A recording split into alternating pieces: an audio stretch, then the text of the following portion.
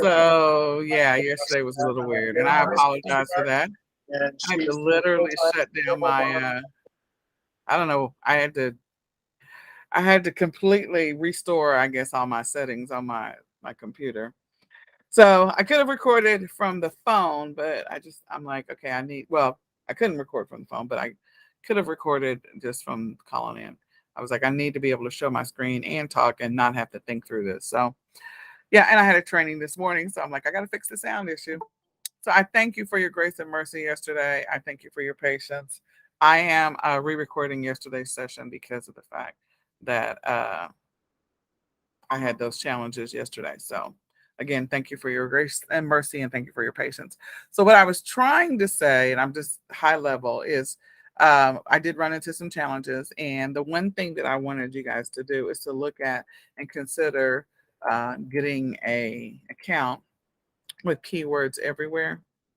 That was the one thing I was trying to showcase yesterday. Never did get my Chrome extension to come back, so working on that still. But the one thing I did want to point out was that you can look at a bunch of data, and some of the data that it will give you when you have the account set up is it will give you Etsy specific data.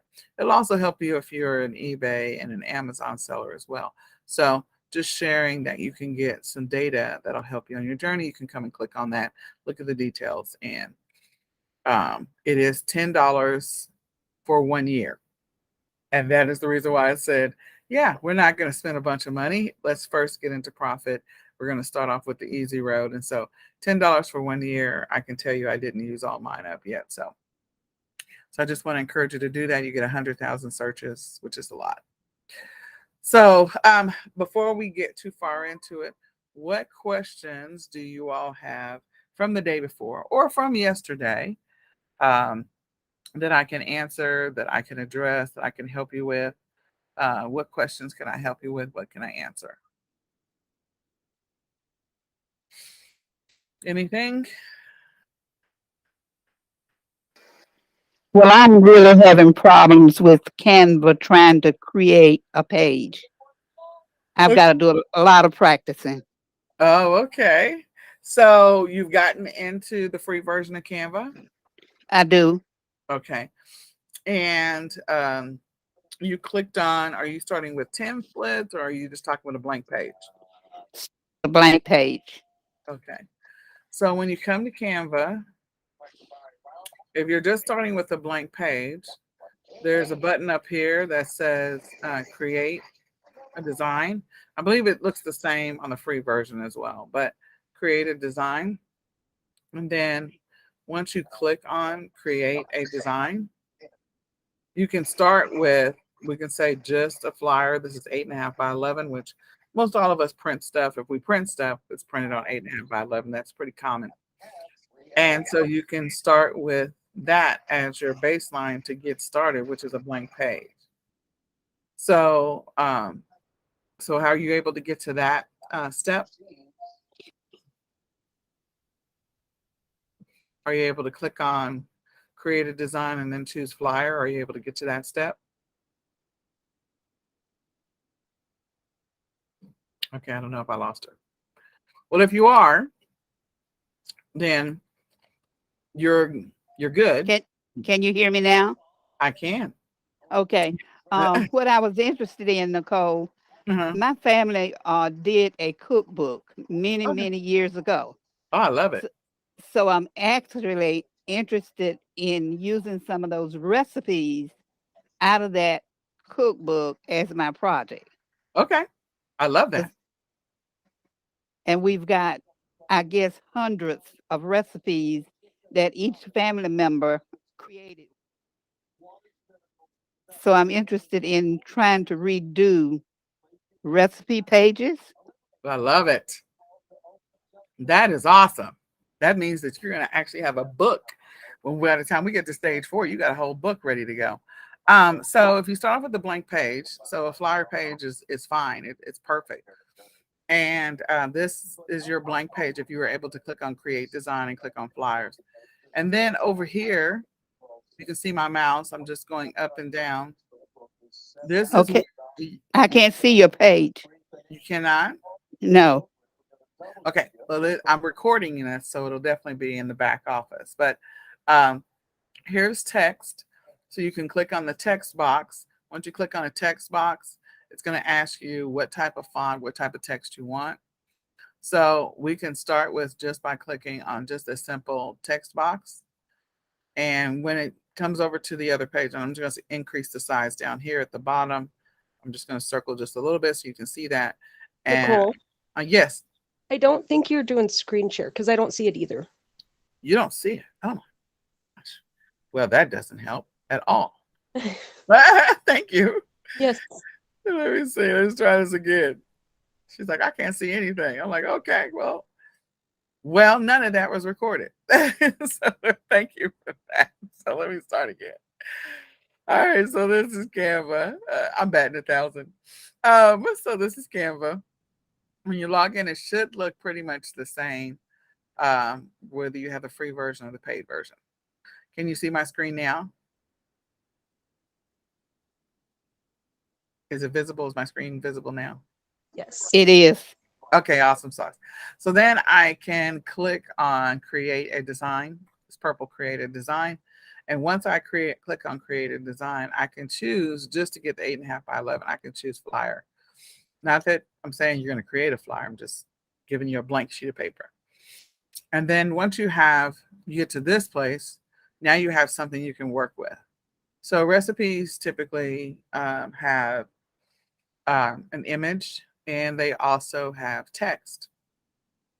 So the first thing that you can do is, if you want to just bring over the text box first, over here on the side, you have all of your options, different options for different things. You can bring in elements, you can bring in different things. So I'm going to go ahead and I am going to bring in text, and I am going to just choose, I can choose a subheading there, a little bit bigger, maybe not yet.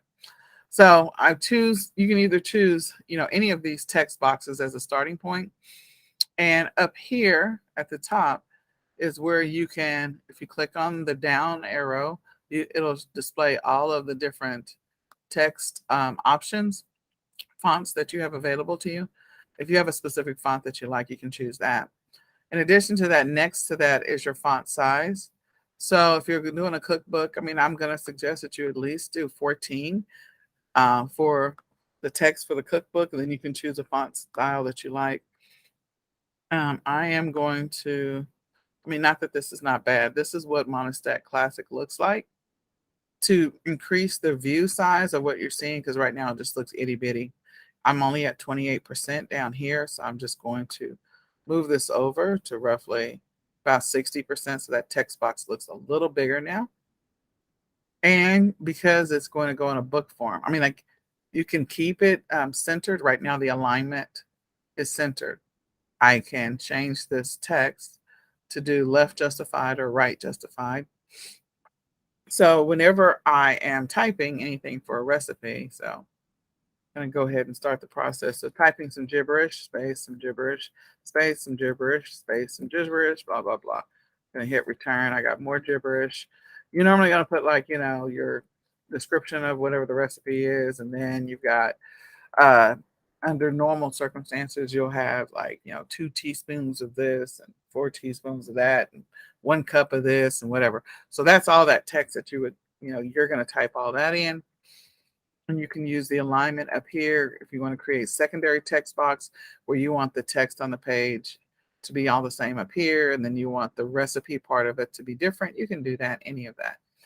And then once you have what you want on here, the other thing you can do, so let's say that we're making spaghetti.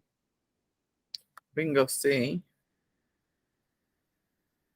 if there is an element. So I clicked on the word elements over here.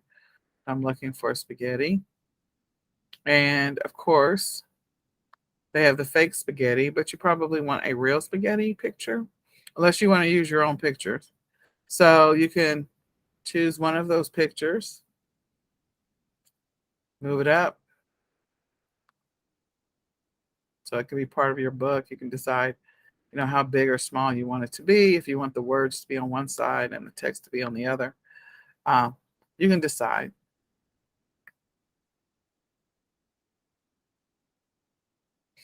And then, fix your text. Um,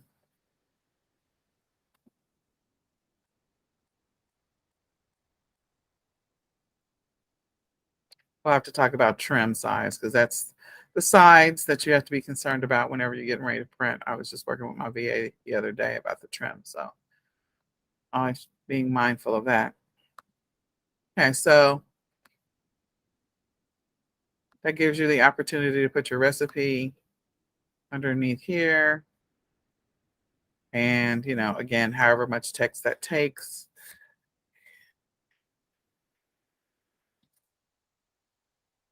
And then if you want to see what that looks like,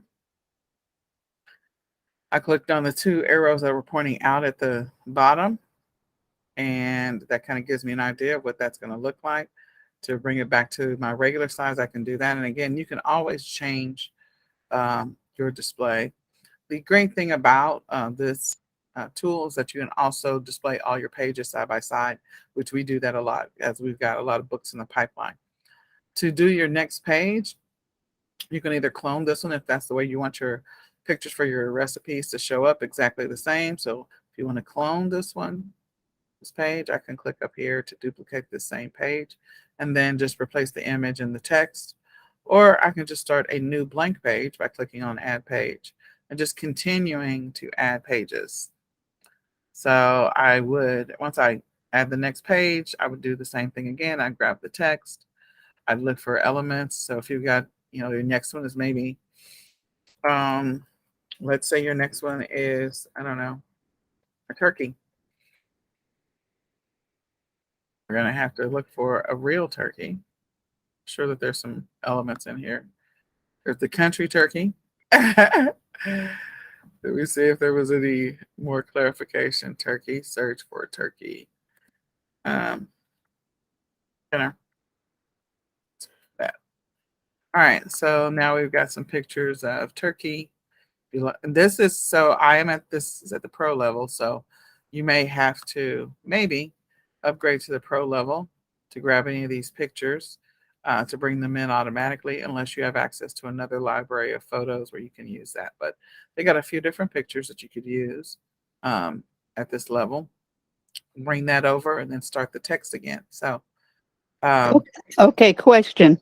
uh-huh. If my first page is a 5 flavor pound cake Okay. and I list the ingredients on the first page, Mm-hmm. where do I put the directions for making the cake? So you can make that page too. So this could be Okay. where the directions go. Okay. No. So I can say that this is the directions page, and I'm going to change this from being center and make it left.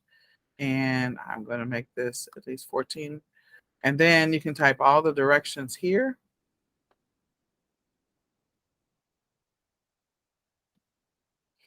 And then I'm going to make this wider, sorry.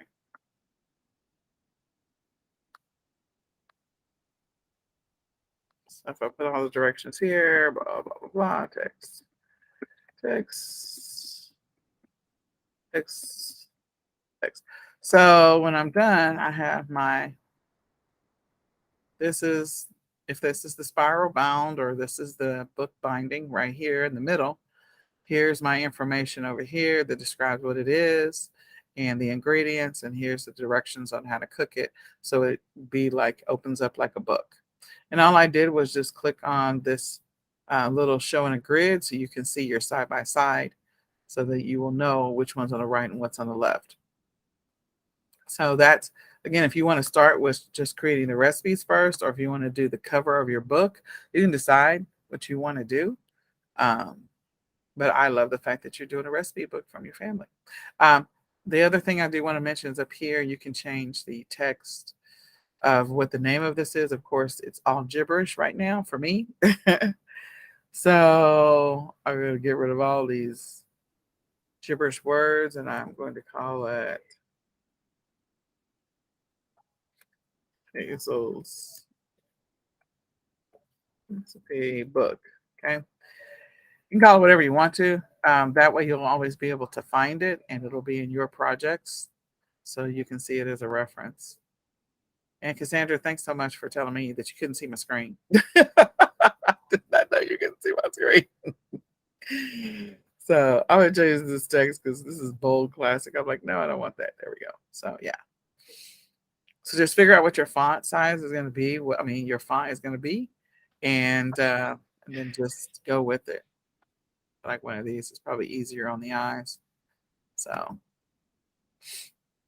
all right. And the one thing I will say about books, so having a white background and black words on it, it's pretty common if you want to background where it's like a soft, like a tan or a light gray, super, super light gray.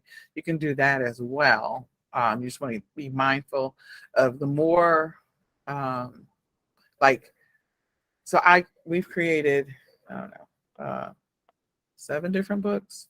And so when I get the books back, when there's a bunch of color in the back, bunch of color on the pages, that's not a picture.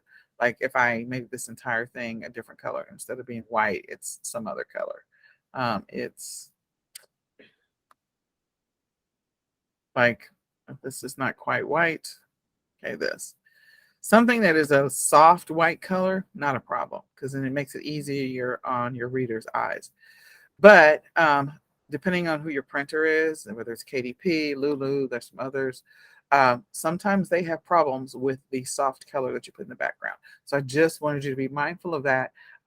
Photos, I haven't had a problem with them printing photos. It's just sometimes you don't get the consistency on the pages or the consistency in the books samples that you get with the colors in the background.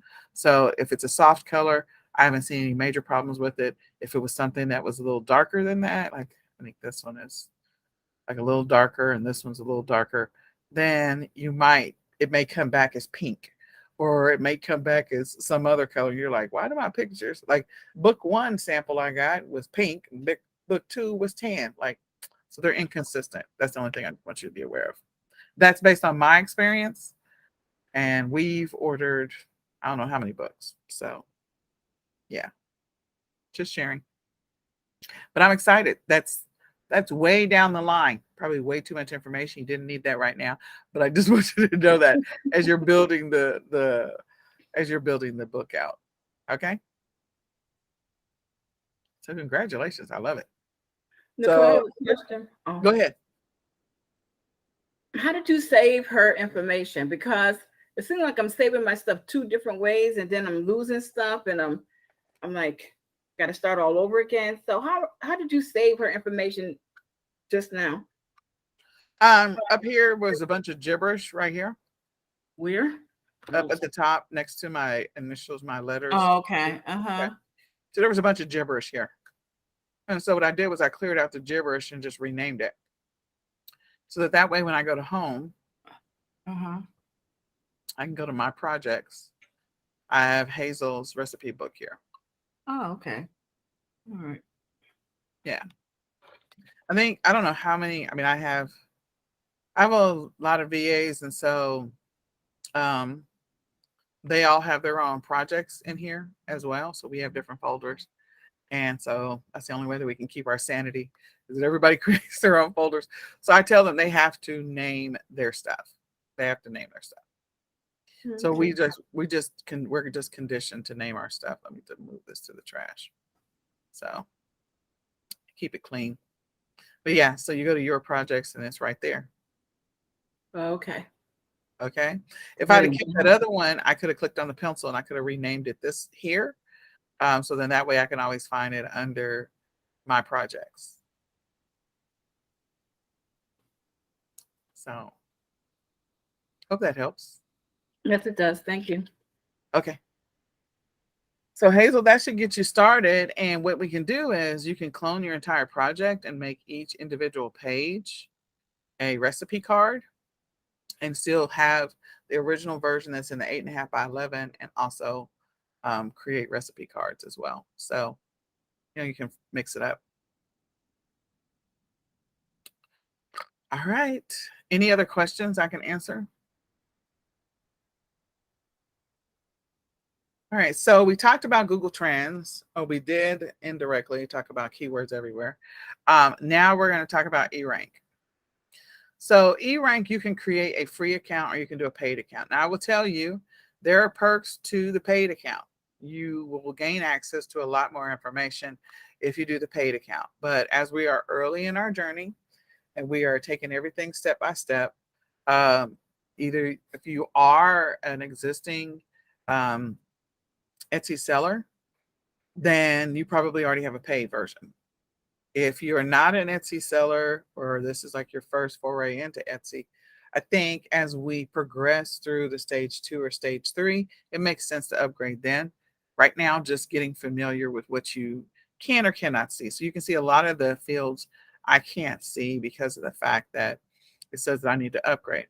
If I upgrade, here's my choices. Your choices are, unlike keywords everywhere, where it's $10 for the year, you can choose the $5.99 a month. You'll get 100 lookups a day. Sorry, yeah, 100 lookups for a keyword tool. For the listing audit, you'll get 50 lookups a day. For the rank checker, you'll get 25 lookups a day. For competition of other stores, you can check 5 shops. If you want to go with the pro, that's $9.99.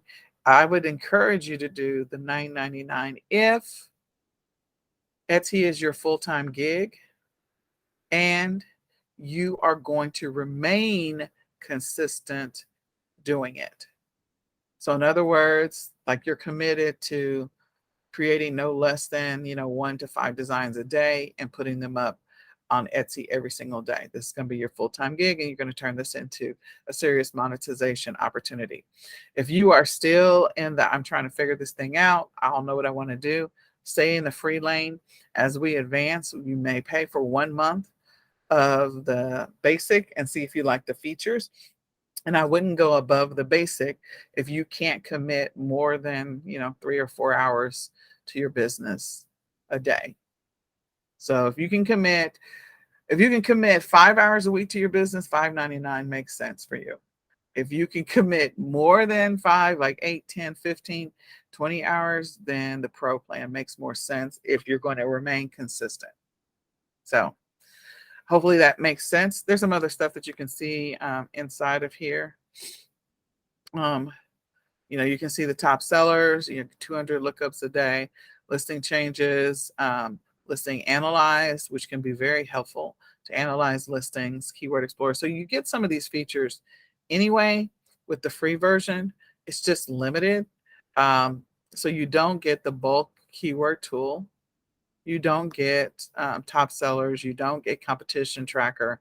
And so that's what you don't get with the free. But again, you're starting your journey early. So, we're just going to just look around first and get used to it. So one of the things that the Keyword Explorer, which is I think the first thing that the keyword tool. Okay. So under tool, keyword tool, keyword explorer, keyword list, we're going to look at Keyword Explorer. So this is the free version.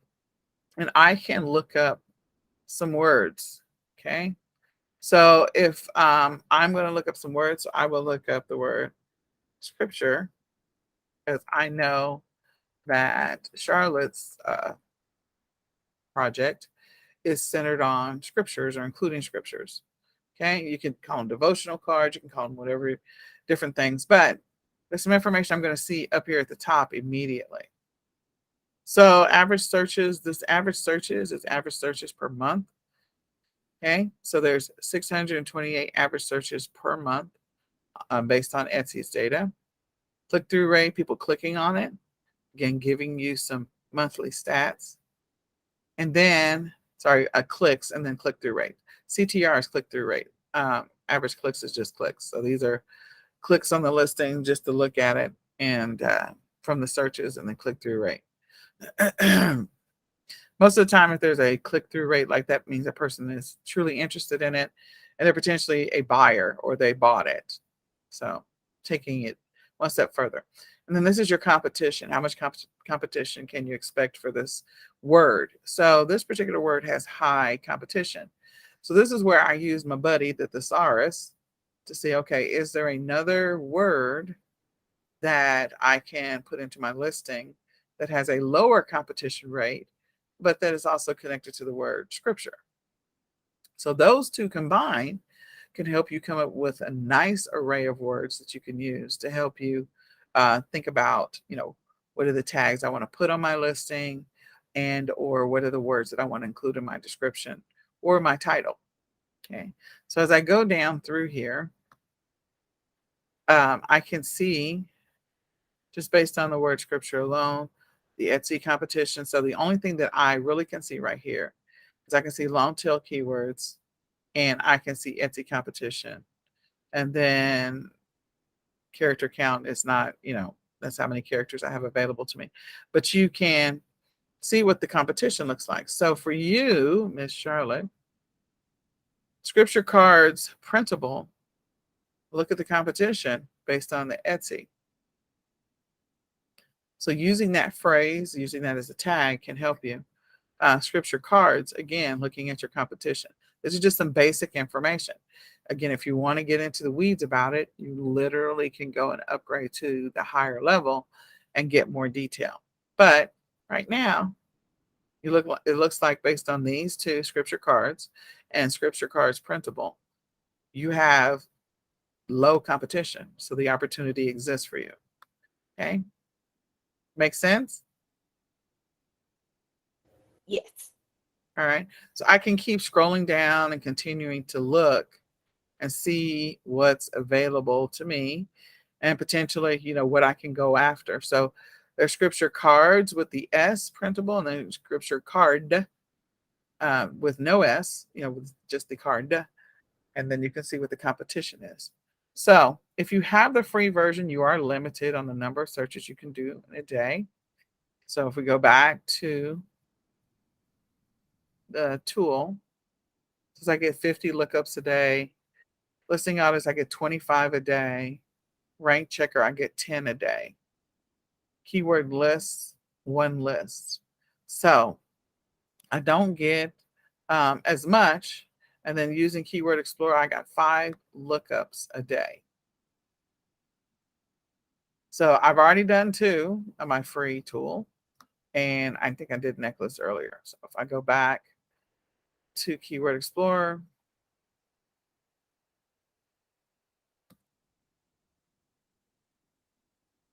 that's what I did earlier.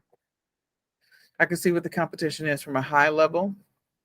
Competition is super high over here. 3 million, 3.5 million. So average searches per month, much higher than it is for scripture.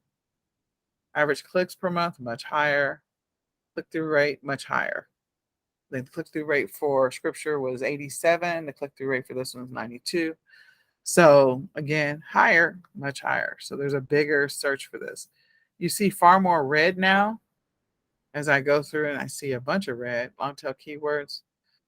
That means that this particular long tail keyword phrase, specific and most commonly used, like, okay, no, it's not helping with the conversions. So long tail keywords are not helping with the conversions here, whereas with Charlotte's, with scripture, the long tail keywords were helping with the conversions. So just keeping that in mind. So I don't think any of you, I don't know if you make jewelry. I mean, you may all be extremely blessed and talented with your ability to do different things, to create products. Like you may be a knitter, or you may be a painter, or you may be whatever. So, coming in here and figuring out what is your, what's your skill, what's your craft, what's your ability. If you have some gifts, then come in here and take a look at those as well. But just keep in mind, using the keyword tool, you only have Keyword Explorer, you only have 5 searches. Then we come to keyword tool.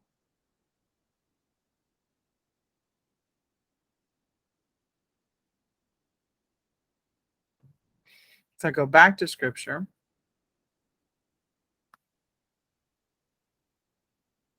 We're going to see how much data they're going to give me.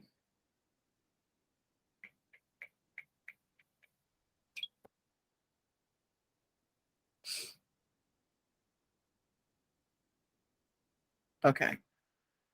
So they analyzed 100 listings, total views, average price, average daily views, average weekly views, a bunch of words, the word that comes up the most, scripture art with the most tags, scripture cards, scripture. So, you know, whatever you create, Charlotte, you may have an opportunity as you continue on this journey to create some scripture wall art. Your competition appears to be low.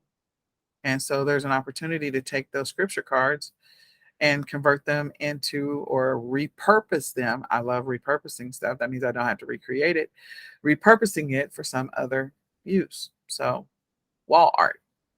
As I continue to come down here, again, some of the same data that I saw before to some extent, not exactly, but and here's the scripture cards that we looked at before. I'm getting some trend data. So, trend data is up, searches have gone up in the last and most recently. Okay. So that's some interesting data to know because it was down, down, down, down, down, and then it's gone up. So whatever has happened, something, I don't know, has anything major happened? Maybe people are looking for scriptures, unfortunately, for all those families that lost loved ones in Uvalde. I don't know. But, you know, there seems to be an uptick in scripture cards and in searches for scripture cards. So you can take advantage of that and you maybe use that to your advantage. Google searches. This is your Google search data and your long tail keywords. So what I would encourage you to do is come in here and pick maybe one or two words because you're limited on the number of searches you can do, just to play around with this. And as you begin the process of continuing to create your listings, because we should all, hopefully, I don't know, we should all at least have maybe 4 listings at this point live on Etsy, if not 3. You can come in here and next week, as we go start again on Sunday, hit the reset button. We're going through all through next week. Start to gradually improve what your results are for your listings and start building better listings and getting better on this journey. So there's a lot of great information here. Price range, again, for you, Miss Charlotte, like we know that the scripture cards are going to be a low cost, but having scripture wall art, charge more. You can go out there and start doing some level of research to see what that is. So, does anyone find this interesting? Is anyone currently using this?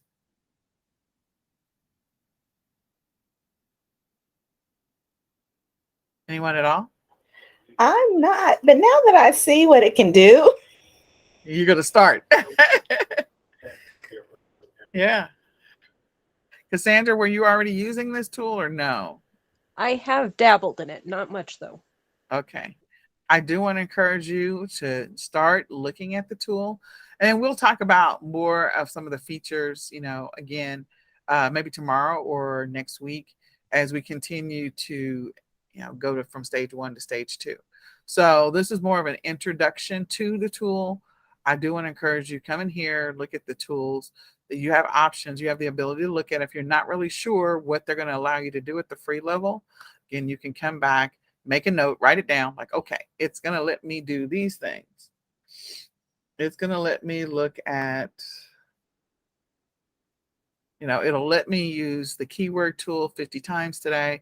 It'll let me use the listing audit 25 times. So I'm going to go find that. It'll let me use the rank checker 10 times. I'm going to go find that. It's going to let me do keyword lists, 1 list. Okay, fine. You know, so go write down everything it's going to let you do. I get to go use the keyword explorer 5 times, and that's with the free version. So then write down all the ones you can do and then come look at it and see what it does for you. See how it helps you on your journey to getting better at creating listings and putting tags in there so your listings can be found. Because ultimately, at the end of the day, we're working to monetize this thing. We're just starting off at an entry level, and then we're advancing on from there. Okay, I have a question. Yes, Has ma'am. has anyone on the panel listed a listing on Etsy and sold it? Yeah, I have. Sorry. Okay. Yes. Okay. A few. Did somebody else say something? Yes, I've sold a few. Oh, great. Now I have another question, maybe off the grid a little bit. Um, and I want to ask this why I got you all on here. I noticed some of the niches that are things that we can sell on Etsy. What is considered vintage clothing? How do you determine what's vintage and what's not? I mean, we'll just start with anything that's not right now, pretty much. You can sell stuff from the 80s, clothes from the 80s, from the 70s, even the 90s. If there's a certain look, like there's the stuff that Madonna used to wear in the 90s, that would be considered vintage. The stuff that people wore in the 80s would be considered vintage, and 70s will be considered vintage. So do you have a lot of clothes that you're holding on to that you I've got over 500 pieces of clothing that was given to me. okay? And right now they're on my couch, which looks really bad. But I did, and I saw where anything with the metal zipper in it is vintage Hmm. Okay. because that was made before 1965, according to that Google search. So Very I just wanted to ask. okay.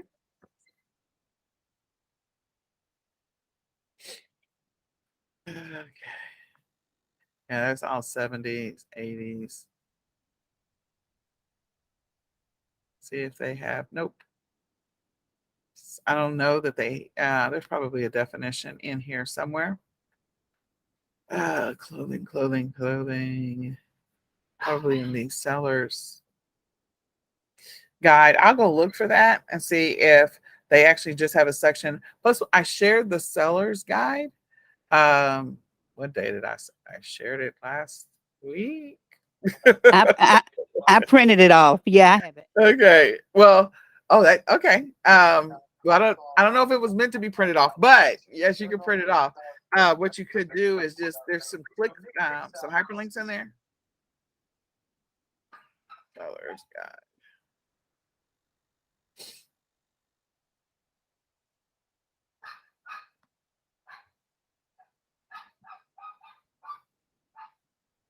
That dog is losing his mind.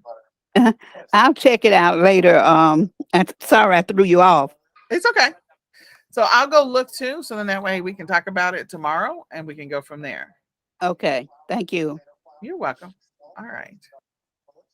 So this is what I want to encourage. It is Saturday.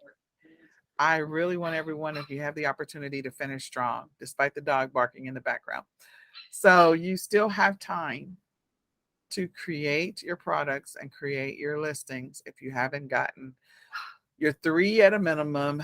Your 4 is your challenge, your stretch challenge. Get your 4 listings up. This week coming up, our goal is to get no less than 6 listings up. Okay.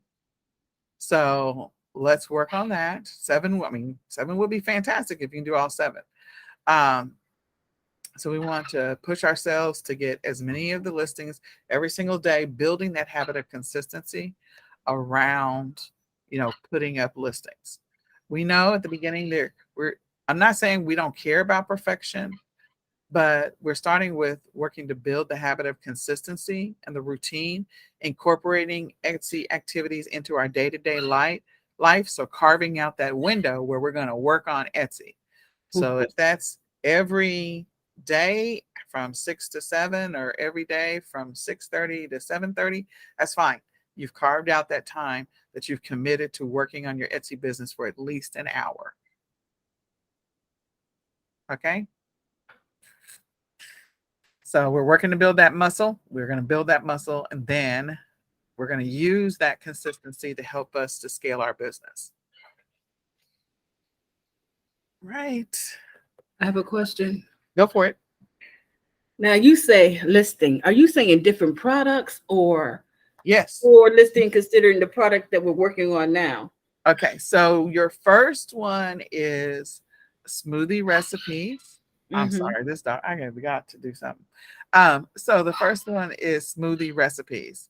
And so with smoothie recipes, and you can do maybe the first thing that you sell is a 3 3-item or 3-fruit smoothie recipe, and you're going to sell 10 of them, 10 cards. So that's product number 1. Then product number 2 can be smoothie recipes, 3 vegetables, and you're going to sell 10 cards. And then product number 3 can be 20 recipes that are fruits. And then product number 4 can be 20 recipes that are vegetables. And product number 5 could be 10 recipes that are fruits and vegetables, 5 fruits, 5 vegetables. And product number 6, so you see where I'm going with this? You're staying with your trend because you're building out a long-term product line that's around your theme. So you're creating the recipe cards. Now, that doesn't mean you can't use these recipe cards all over again. Those first 10 that you created for the fruit, you can use them again in your 20 that you're going to sell 20 fruit. 3 fruits, 20 cards. You can also recycle them again and use them, sell them in a different way. Sell them in your fruit and vegetable combo. That's 20 cards. So you can repurpose them however many times you want to. You're just giving people a variety. You're creating different bundles of your product. So at the end of the day, what you may have created is a grand total of, 40 recipe cards or 50 recipe cards, and you're mixing and matching them up to create different products that show up on Etsy. And you're going to find one of those combinations that's going to resonate with your avatar, with your audience, and it's going to take off above the others. And that'll help you long term. Huh? I said, okay. I just wanted to understand, because I said I must be understanding that wrong. How am I going to get 4 products out of these 5 smoothie recipes that I have? Yeah. Now, can I start off with 5? So can I start off with 5? You can. Now, here's the deal. Looking at your competition, if you're starting off with 5 and your competition has an average of 10 recipe cards or 15 or 20, you got to go do that research. Then, you can start off with 5, but at some point, you at least want to make sure that either your product stands out, something's different about your product compared to your competition that makes it so someone be interested in your 5 recipe cards versus their 10 or 20 recipe cards. Okay. All right. Does that make sense? Yeah. Yep. It makes sense. Now, I understand what you're saying. Yeah. But we want to mix and match it. So at the end of the day, you may ultimately create a grand total of, you may come up with a total of 50 recipes, and you can mix and match that so many different ways. And so at the end of the day, you'll have not just, a listing of 50 recipes, but you could have 100 listings that you've mixed and matched using the 50 as the base. Wow. Okay. Okay. Mm-hmm. And if there's something else that's complementary to smoothies, you can go do that research. Maybe there's some other either simple meal, quick meal, fast meal that's complementary to smoothies that you think, okay, this is perfect. Mm-hmm. So the thing that I think of right now, I'm trying to think of what they're called. Oh my God, it's not coming to me at all. Smoothie bowls. Well, they are smoothie bowls, but they don't call them that. Hold on. I have a place that's right down the street from me, Sibelius. I'm going to mess up the name of this store all day long. They're right down the street from me, and we go there all the time. And we get, I forget what they're called. What does he call them? Smoothie bar. What is this bowl's called? I'm not going to remember, only because I forget what the bowls are called, but they're called something else, because you can actually get them in. You can get them in Aldi's now, and I'm like, what? Oh, really? Yeah, I forget what they're called. But anyway, so it's a thing. Smoothies, Ackee bowls. There you go. So Ackee bowls, and so maybe you make the smoothie part of the Ackee bowl. So you can say, okay, now that you've made this smoothie, convert it into an Ackee bowl. So then you go. Is it actually just a fruit? Ackee is a fruit, but there are Ackee bowls that don't have any. Like, you don't always have to put. They're just calling them that. I'm like, okay. Oh, fine. really? Okay. Yeah. So anyway, I'm just saying that you can take that smoothie, put it in a bowl, and then put a whole bunch of sliced fruit on top of it. So I was like, okay. And so that may be the thing that you decide that you want to, that's the next thing you want to work on. So find as many of your 3 recipe. You could, I can see yours going from a 3 content smoothie to a 5 content smoothie to a 7. So people know, okay, if I want to create something that's more than just 3 different pieces of fruit in it, I can choose the 5. So you can mix and match this all day. Like by the time you're done, you could have like 100 to 100. You can have 100 different products. I'm telling you. And then taking that and then going, okay, now let's make some bowls. Okay, so then you have a recipe book that you've created, not necessarily by accident, but intentionally. So you'll be able to sell that, and then you'll be able to sell the bowls as well because you already had the recipe work done. So again, just taking it to the next level. So by the time we're in stage 4 or before the end of the year, you could be selling 2 different books, and your books will be in a position to sell like crazy, especially when people are ready to reset their life at the beginning of the year. So if you continue working on it and being diligent, being consistent, focusing, you'll be able to produce and have 2 books, 2 KDP books, or you can produce them on Lulu, you can produce them on different platforms long term, and we'll get there. But you can produce those books and make them available on different platforms. You can also get to the place where your books are available inside of stores. Wow. I'm just saying. So it can definitely go a lot of different ways. You have the potential.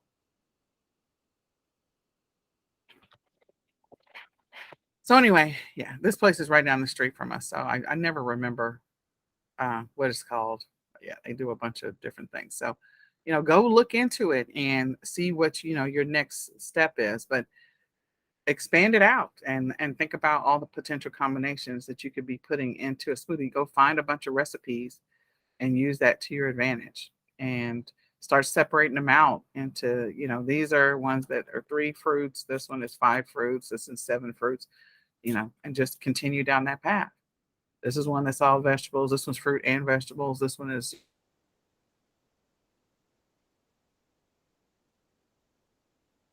2. You'll have a giant spreadsheet. Now you can create all that in Google Sheets so that way you can keep track of it so that you'll know what kind of book you're publishing in a long-term bigger picture when you get to stage 4. Okay. Okay. Okay. All right. Well, I hope this is Thank you. helpful.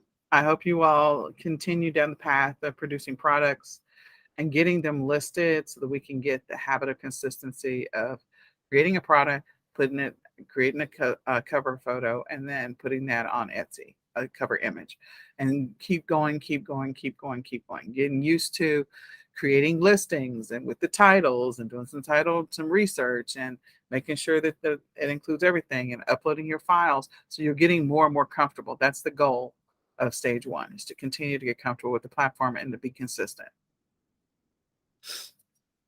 All right. I will see you Okay. all tomorrow. And if you are in the heat like we are here, oh my gosh, find some AC and some ice. Mhm. And with that, I will say goodbye for Good now. night. We'll see you tomorrow. Good night. Bye.